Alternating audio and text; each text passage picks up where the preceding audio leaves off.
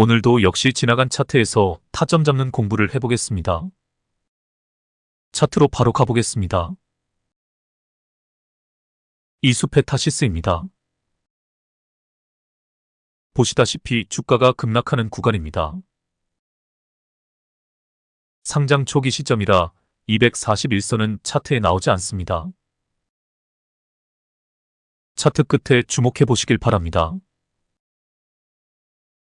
누가 보아도 최저점에서 반등을 시작하고 있습니다. 볼벤 바닥이 확인됩니다.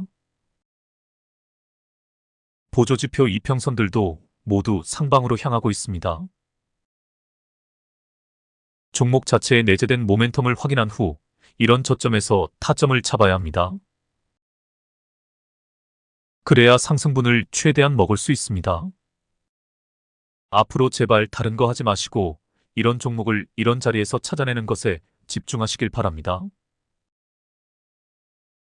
이게 완전히 숙달되고 나서 1차 상승 후의 눌림에서 2차 상승의 초입을 잡는 것을 하시면 됩니다. 다시 차트로 가보겠습니다. 이 차트에서 또 하나 눈에 띄는 부분이 있습니다. 하늘색 웅덩이입니다. 하늘색 웅덩이는 항상 과매도 구간을 상징합니다.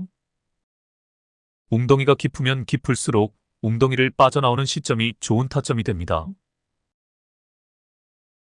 차트 끝을 보시길 바랍니다. 캔들들이 엠벨선 안쪽으로 들어오면서 21선을 돌파하기 직전입니다. 최초 상승 지점이면서 황금 타점입니다. 이런 자리를 놓치지 말자가 제 지론입니다. 다음 상황을 보겠습니다. 아주 좋은 상승 흐름을 보이고 있습니다. 거래량에 주목해 보시길 바랍니다. 거래량 캔들들이 볼벤선을 뚫고 올라오고 있습니다. 이것이 본격적인 상승이 시작되었다는 신호입니다. 다음 상황을 보겠습니다. 큰 음봉 후에 보합권을 유지하고 있습니다. 밑에 거래량을 보시면 알지만 주포가 손을 놓고 있는 것이 확인됩니다. 거래량이 점진적으로 줄어들고 있기 때문입니다. 여기서 주포가 핸들링을 하지 않는다면 주가는 밑으로 흘러버립니다. 이 시점에서 61선 차트도 한번 보겠습니다.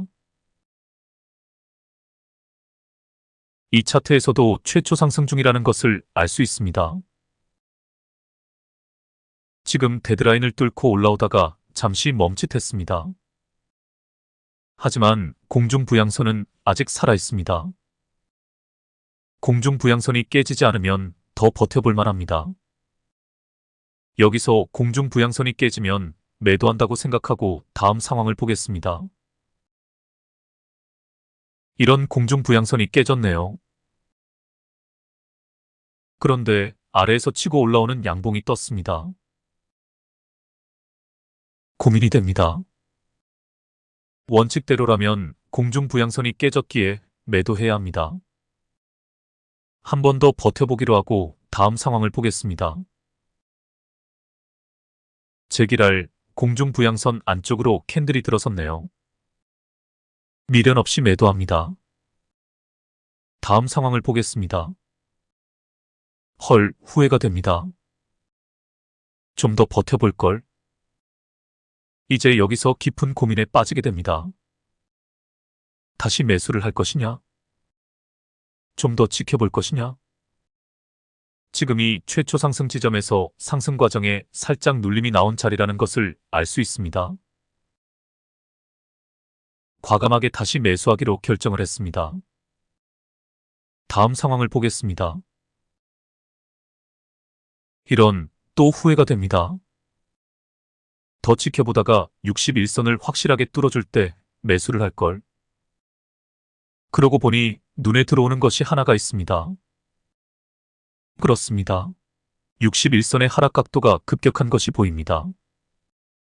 최초 상승은 맞지만 61선의 하락 각도가 더 완만해진 후 61선을 돌파하는 자리를 기다렸었어야 한다는 생각이 듭니다. 때 늦은 후회이지만 이제라도 과감하게 매도를 결심합니다. 매도했다고 가정하겠습니다. 다음 상황을 보겠습니다. 정말 애매한 지점에 이르렀습니다. 61선을 돌파하기 직전입니다. 무지무지 갈등되는 상황입니다.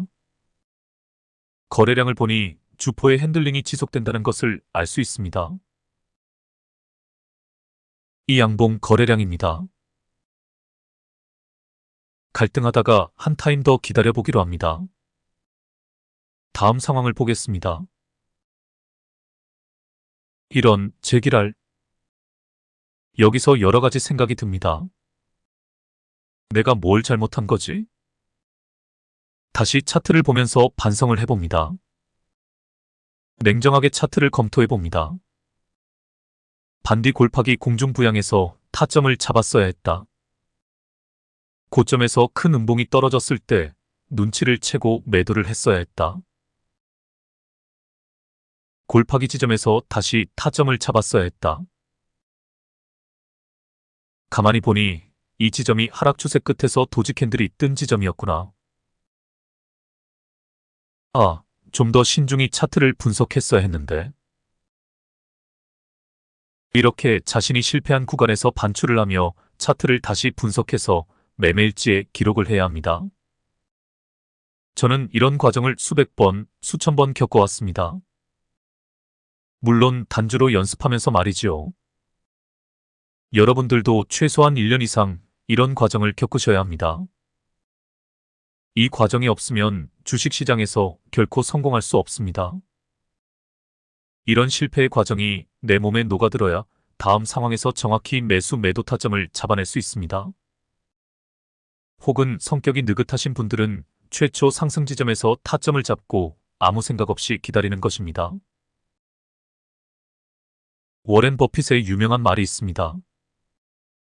주식시장은 참을성 없는 사람에게서 참을성 있는 사람에게로 돈을 옮기는 장치이다.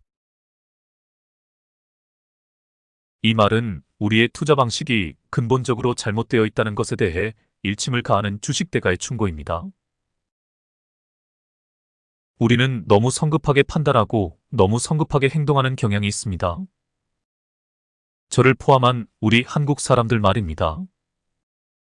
다시 차트를 보시길 바랍니다. 최초 타점에서 진입해서 단기 대응을 하지 않고 느긋하게 기다렸다면 손실을 보는 일 없이 저 큰 상승분을 먹을 수 있었을 것입니다. 다시 한번 정리해 보겠습니다. 모멘텀이 좋은 종목을 최저점에서 잡았다고 생각되면 단기 대응하는 것보다 지속적으로 끌고 가는 것이 훨씬 좋다. 오늘의 주제이자 결론입니다. 이제 이 관점에서 이 차트를 계속 관찰해 보겠습니다. 조정이 나오고 나서 다시 반등을 했네요. 줍줍 기법으로 따지면 조정 후에 반등하는 시점에서 추가 매수를 하면 됩니다. 여기입니다. 여기까지 눌림에서 반등하는 자리가 2번 나옵니다. 과연 피보나치 지표에서는 이 자리가 어떤 자리인지 궁금해집니다. 제가 피보나치 지표를 가져와 보겠습니다. 차트도 앞쪽 부분만 키워보겠습니다. 정확히 0.5자리에서 반등을 했네요. 기가 막히네요. 또한 도지 캔들이 뜬 자리이네요. 실전에서 반등하는 자리를 찾을 때 이거 이용하면 큰 도움이 될 것 같습니다. 많이 활용해 보시길 바랍니다. 하지만 맹신은 금물입니다. 최저 거래량 기법과 병행해서 사용하시면 좋을 것 같습니다. 그럼 다음 반등하는 자리에도 이 지표를 대입해 보겠습니다.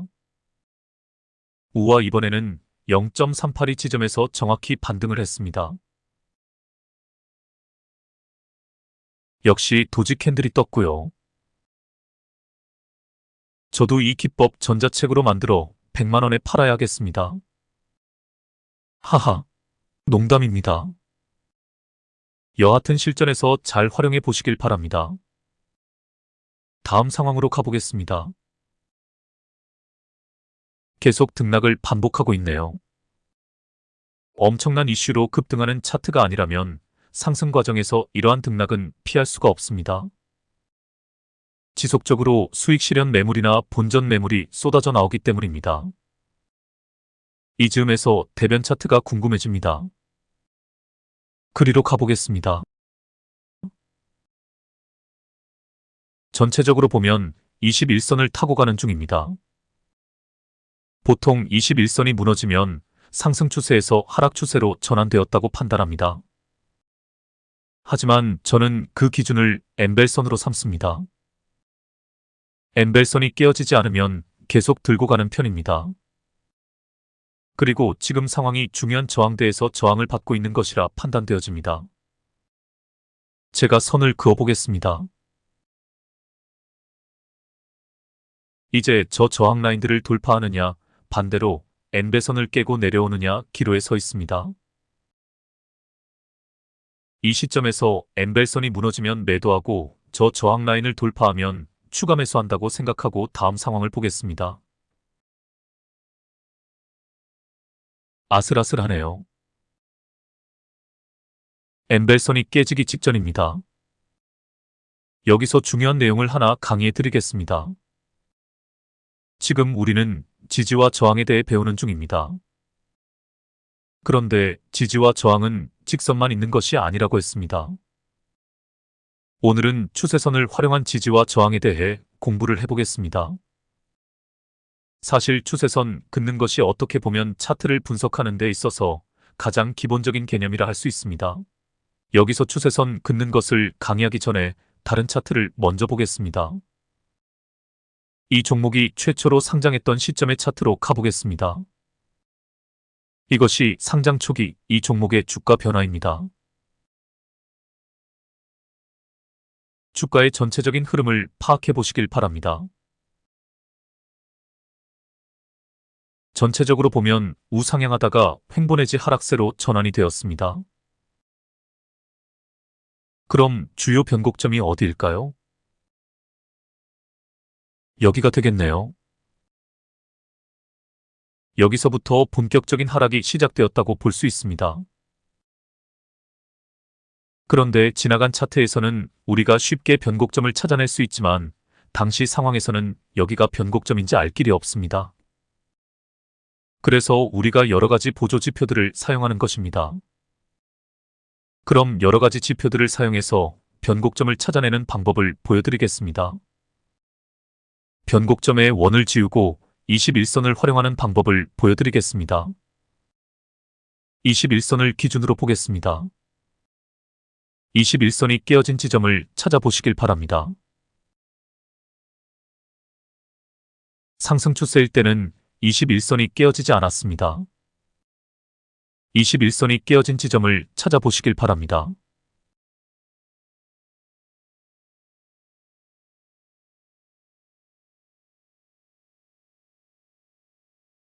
이런 자리들입니다.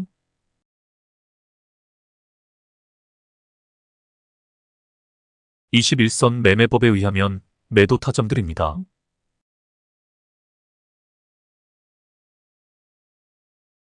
반대로 밑에서 21선 위로 올라올 때가 매수 타점이 됩니다.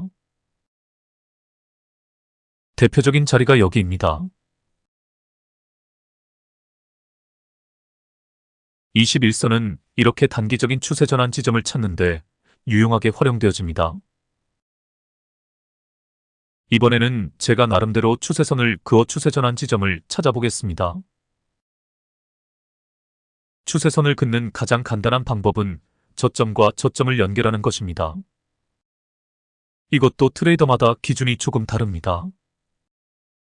캔들의 몸통을 이어야 한다는 사람도 있고 캔들의 아랫꼬리를 연결해야 한다는 사람도 있습니다. 저는 몸통과 아랫꼬리에 연연하지 않고 대략적인 느낌으로 추세선을 긋습니다. 제가 보여드리겠습니다. 이것이 제가 생각하는 추세선, 즉 주가의 큰 흐름입니다. 중간에 이 추세선이 확실하게 깨진 지점이 있지만 전체적인 흐름상 이 추세선이 지지선 역할을 하고 있습니다. 최저점에서 타점을 잡았다면 이 추세선이 깨지지 않으면 쭉 끌고 갈 수 있다는 이야기가 됩니다. 중간에 추세선이 깨졌을 때 팔았다가 추세선 위로 올라올 때 다시 사면 됩니다. 21선을 기준으로 매매를 하는 것보다 이 추세선을 활용하면 단기 대응을 하지 않고 길게 보고 매매를 할 수 있습니다. 저점에서 진입을 했다고 가정하겠습니다. 추세선 매매법에 따르면 여기가 매도 타점입니다. 여기가 매수 타점입니다. 여기가 매도 타점입니다. 이게 추세선 매매법입니다. 21선 매매법과 비교해서 잔파동에 연연하지 않고 크게 매수 매도 타점을 잡을 수 있습니다. 그럼 이제 이 차트에 공중부양선을 대입해 보겠습니다. 공중부양선 매매법으로 타점을 잡아보겠습니다. 좀 복잡하네요. 추세선은 남겨두고 원들을 다 지워보겠습니다. 이제 한결 보기 좋네요. 그럼 이제 저점에서 진입했다고 가정하고 공중부양선을 이용해 매수 매도 타점을 잡아보겠습니다. 매도 타점입니다. 공중부양선 아래로 캔들이 내려왔기 때문입니다. 매수 타점입니다. 캔들이 공중부양선 위로 올라왔습니다. 아, 그걸 설명드려야 하겠네요. 추세선은 저점과 저점을 연결한 선입니다. 즉, 여기와 여기를 연결한 선입니다. 다시 공중부양선 매매기법으로 매수 매도 타점을 잡아보겠습니다. 매도 타점입니다. 공중부양선 아래로 캔들이 내려왔습니다. 매수 타점입니다. 공중부양선을 뚫고 올라가고 있습니다. 매도 타점입니다. 매수 타점입니다. 매도 타점입니다. 매수 타점입니다. 매도 타점입니다. 어휴, 힘들어. 그만하겠습니다. 공중부양선 단기 대응이 얼마나 힘든 매매기법인지 증명이 됩니다. 반면 추세선 매매기법은 잔파동에 연연하지 않는 대인의 풍모를 가진 매매기법이라 할 수 있습니다. 제가 이 매매기법을 일찍 소개하지 않은 이유가 있습니다. 추세선을 긋는 방법을 제대로 배우지 않으면 약보다는 독이 되기 때문입니다. 이제 이 기법도 차차 설명을 드리겠습니다. 여하튼 오늘의 주제는 잔파동에 연연하지 말자입니다. 앞서 제가 매매에 실패하는 예를 보여드렸습니다. 원인이 뭘까요? 그렇습니다. 잔파동에 너무 연연했기 때문입니다. 다시 원래 지점으로 가보겠습니다. 차트 앞쪽에 주목해 보시길 바랍니다. 최초 상승 이후 우상향하며 주가가 잘 상승하고 있습니다. 제가 추세선을 그어보겠습니다. 저점과 저점을 연결하면 됩니다. 이 추세선이 바로 지지라인 역할을 합니다. 이 추세선을 활용하면 지지라인을 따로 설정할 필요가 없습니다.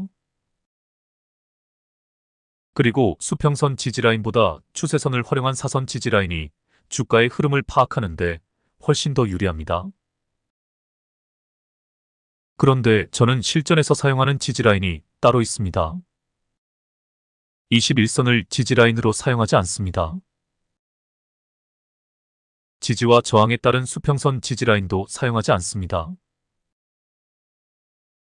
그렇다고 사선으로 그은 추세선을 지지라인으로 사용하지도 않습니다. 그럼 제가 사용하는 지지라인은 뭘까요? 그렇습니다. 다름 아닌 엠벨선입니다. 저는 엠벨선 성애자입니다. 제가 만든 지표이기에 두둔하는 것이 아닙니다. 제 경험이 바탕이 되었기 때문입니다. 이거는 순전히 제 경험입니다. 여러분들은 여러분들만의 지지라인을 만드셔야 합니다. 나는 해보니까 21선이 딱 좋다라고 하시면 21선을 지지라인으로 쓰시면 됩니다. 나는 내 경험상 추세선을 그어놓고 매매하는 것이 편하다라고 생각하시면 추세선을 지지선으로 쓰시면 됩니다. 혹은 저처럼 엠벨선이 좋다고 생각하시면 그렇게 하시면 됩니다. 저는 단지 여러 가지 방법을 보여드릴 뿐 선택은 여러분들 몫입니다. 여하튼 지금 상황이 21선도 무너지고 추세선도 무너지고 엠벨선까지 무너졌습니다. 당연히 매도 타이밍입니다. 하락 추세로 전환되었기 때문입니다. 하지만 저는 매도하지 않습니다. 왜일까요? 그렇습니다. 지금 이 차트 어디에서도 찾을 수 없는 주포의 심리를 읽었기 때문입니다. 기술적 보조지표에는 주포의 심리선 같은 것은 이 세상에 존재하지 않습니다. 그것은 차트 전체의 흐름을 보고 세력들의 습성을 이해하고 있는 저 같은 세력 전문가들의 경험에서만 찾아낼 수 있는 무형의 지표라고 할 수 있습니다. 그래서 저는 살아있는 세력 심리 지표라고 할 수 있습니다.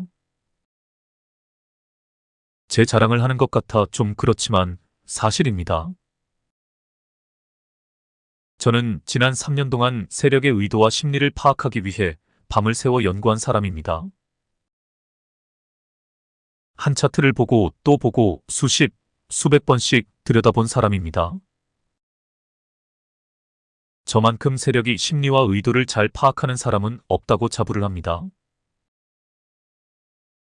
다른 여러 가지 측면에서는 걸출한 트레이더분들에게 딸리는 면이 많이 있습니다. 하지만 저만의 강점이 있습니다. 바로 세력의 심리 파악입니다. 저는 모든 지지선이 무너진 상황에서도 추세가 하락세로 전환되지 않았다고 봅니다. 제가 그렇게 판단하는 근거를 설명드리겠습니다. 첫째, 최초 상승을 시작했습니다. 즉, 세력의 본격적인 작업이 들어간 것입니다.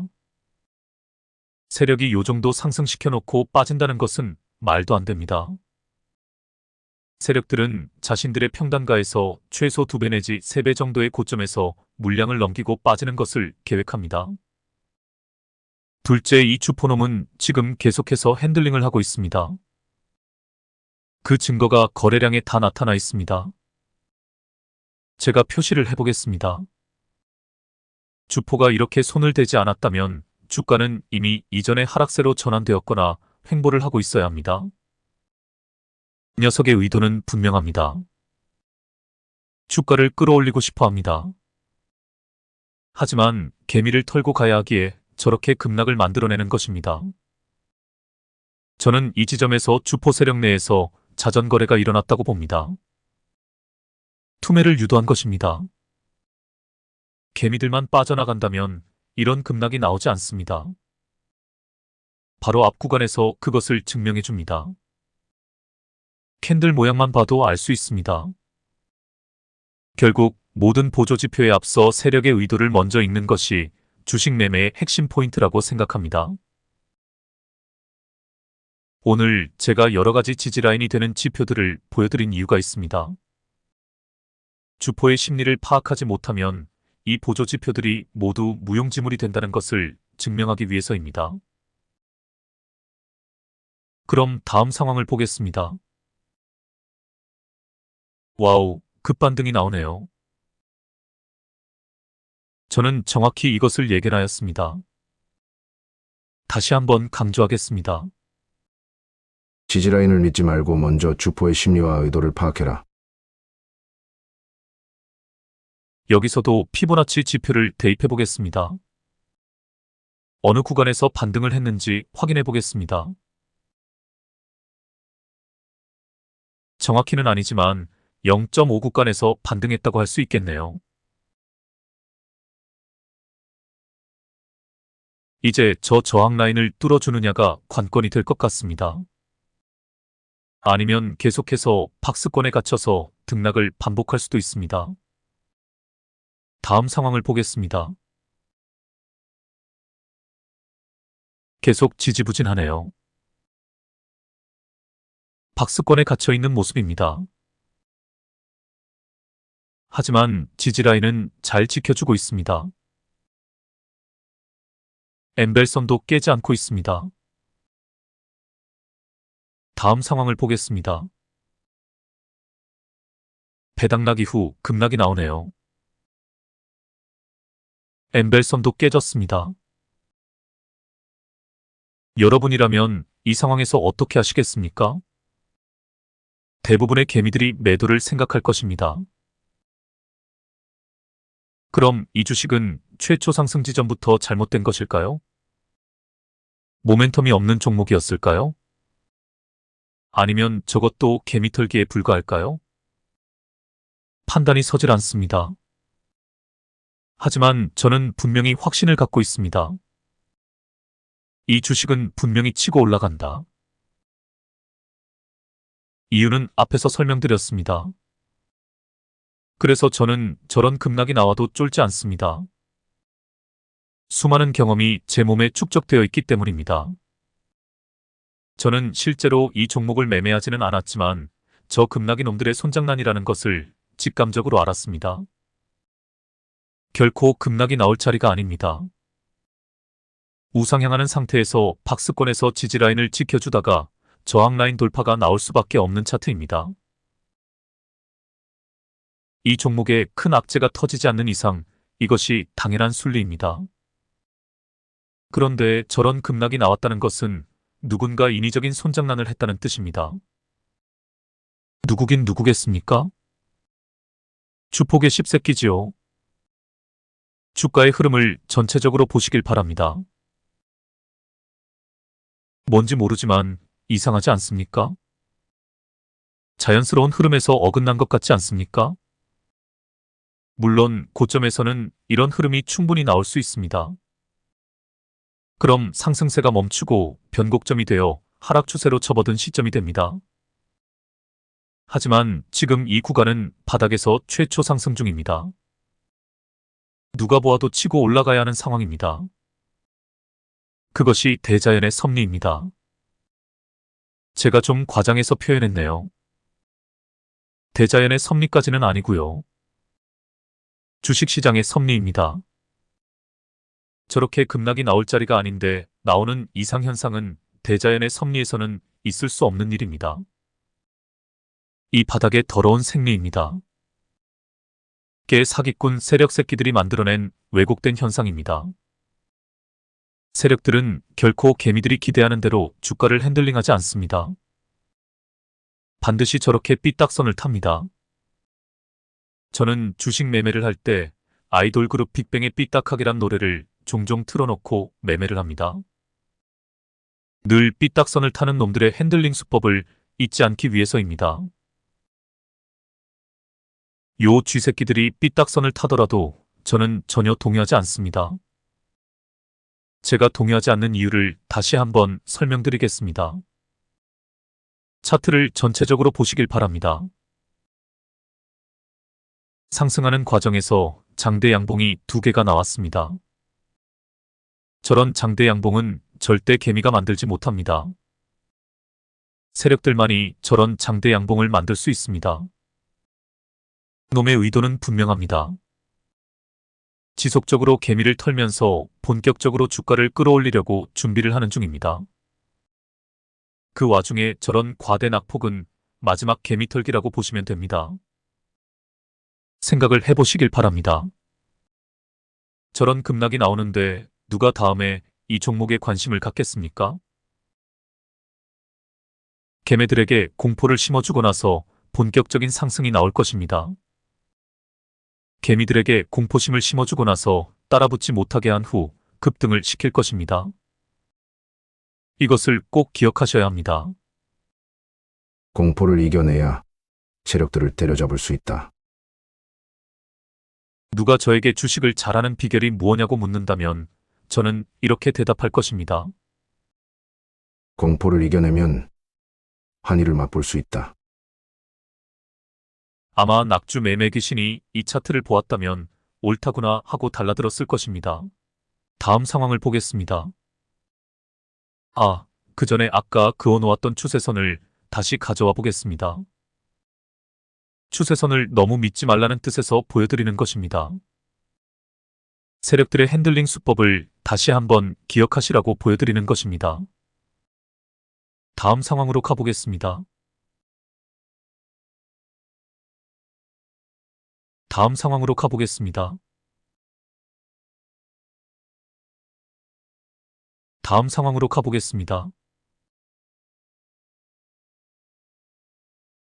다음 상황으로 가보겠습니다. 다음 상황으로 가보겠습니다. 다음 상황으로 가보겠습니다. 다음 상황으로 가보겠습니다. 다음 상황으로 가보겠습니다. 다음 상황으로 가보겠습니다. 다음 상황으로 가보겠습니다. 다음 상황으로 가보겠습니다. 다음 상황으로 가보겠습니다. 이것이 공포를 이겨낸 성과물입니다. 저점 대비 주가가 8배 이상 상승을 했습니다. 이것이 최초 상승의 힘입니다. 이것이 주포와의 심리게임에서 승리한 결과물입니다. 이것이 모멘텀이 확실한 종목을 찾았을 때의 보상입니다. 이것이 우리가 공부를 할 수밖에 없는 이유입니다. 이것이 제가 밤을 새워 영상을 만드는 이유입니다. 이것이 세력 새끼들의 손장난에 놀아나서는 안 되는 이유입니다. 이것이 적을 알고 나를 알아야 하는 이유입니다. 이것이 공포를 이겨낸 영광과 환희입니다. 오늘은 이것으로 마치겠습니다. 부디 세력을 이기는 불개미가 되시길 기원하겠습니다. 그럼 다음에 뵙겠습니다.